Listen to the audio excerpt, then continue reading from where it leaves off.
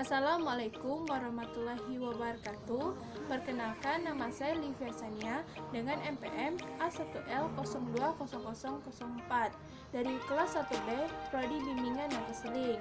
Di sini saya akan menjelaskan UAS Pendidikan Agama Islam. Soal pertama, jelaskan bagaimana konsep ketuhanan dalam Islam dan perbandingannya dengan konsep ketuhanan selain agama Islam.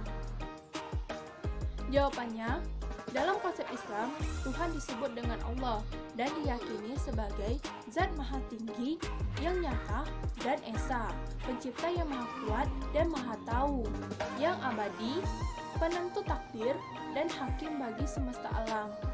Islam menitikberatkan konseptualisasi Tuhan sebagai yang tunggal dan maha kuasa. Dia itu wahid dan esa atau ahad, maha kuasa dan maha pengasih. Menurut Al-Quran, terdapat 99 nama Allah yang mengingatkan setiap sifat-sifat Tuhan berbeda.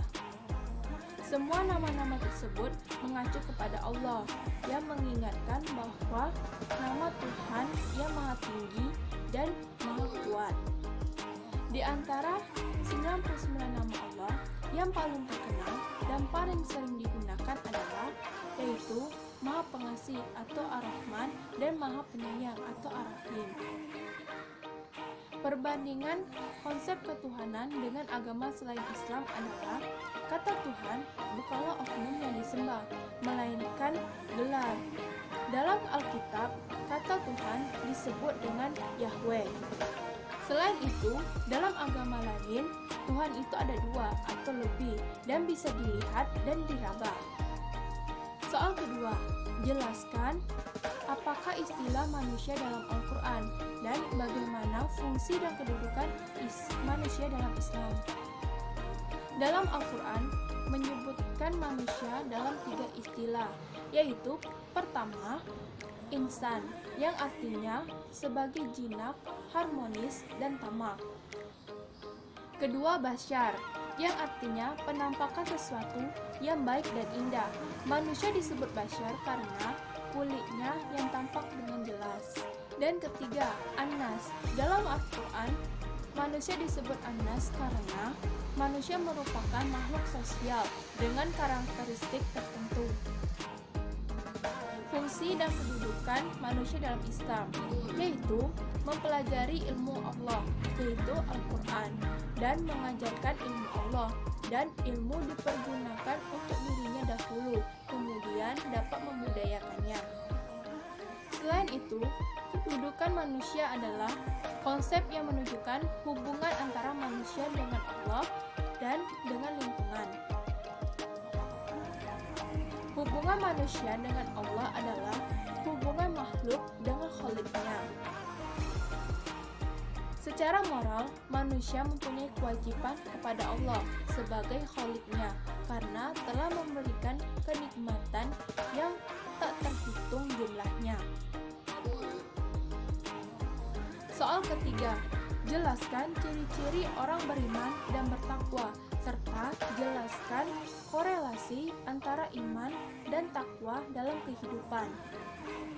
Jawabannya, ciri-ciri orang beriman dan bertakwa adalah jika disebut Allah, maka bergetar hatinya dan berusaha untuk tidak melepaskan ilmu Al-Quran dari syaraf memorinya, serta apabila dibacakan ayat suci Al-Quran, maka bergejolak hatinya untuk segera melakukannya.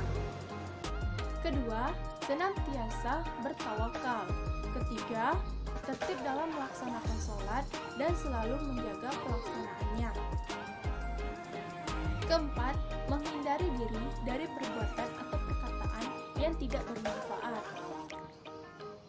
Kelima, memanfaatkan rezeki yang diterima dan menunaikan zakat.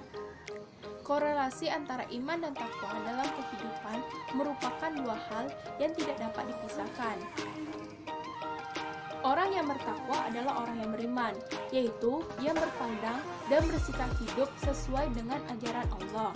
Menurut sunnah Rasul, yakni orang yang melaksanakan sholat adalah upaya untuk membina imannya dan memanfaatkan rezekinya untuk ketegakan di ajaran Allah. Takwa adalah melaksanakan perintah Allah dan menjauhkan diri dari larangannya. Iman adalah percaya pada pandangan dan sikap hidup dengan ajaran Allah, yaitu Al-Quran, menurut Sunnah Rasul atau sesuai dengan ajaran Allah lainnya yang terwujud dalam perbuatan dan ucapan. Soal keempat, dalam menjalankan Islam, sebagian orang mengembangkannya dengan jalan kekerasan, seperti yang terjadi pada ISIS. Bagaimana pandangan saudara tentang ISIS? Dan menurut saudara, bagaimana semestinya Islam berkembang? Jawabannya, ISIS merupakan negara Islam Irak dan Suriah yang ingin membentuk suatu negara Islam sendiri, namun belum disetujui oleh beberapa negara dan PBB karena ISIS merupakan bentuk kelompok militan yang ekstrim, kejam, dan sadis serta tidak sesuai dengan ajaran Islam. Selain itu juga seringkali melakukan pembunuhan, perampokan, dan pemungutan pajak yang begitu sadis dan kejam. Islam seharusnya berkembang sesuai dengan ajaran Allah Subhanahu wa taala yang terdapat dalam kitabnya. Dan Islam itu suci dan indah, tidak mengandung unsur pemaksaan dan kekerasan. Soal kelima, sebutkan sifat-sifat Nabi dan bagaimana sifat-sifat tersebut akan mempengaruhi sifat saudara dalam menjalankan kehidupan. Jawabannya, pertama asidik, yaitu benar. Kedua, amanah, yaitu dapat dipercaya. Ketiga, menyampaikan wahyu Allah Subhanahu wa taala kepada umatnya. Keempat, fatona, cerdas. Dan kelima, yaitu memiliki rasa takut kepada Allah Subhanahu wa taala, yaitu memiliki rasa ketakutan agar membuatnya patuh dan taat kepada Allah Subhanahu wa taala.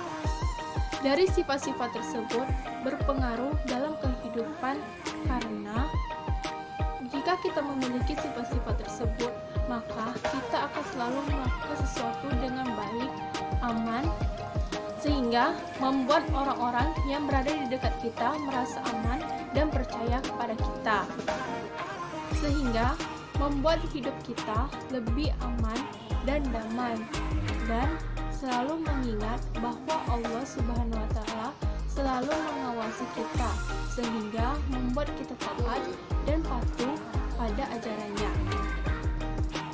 Itulah UAS Pendidikan Agama Islam yang dapat saya jelaskan. Sekian, terima kasih. Wassalamualaikum warahmatullahi wabarakatuh.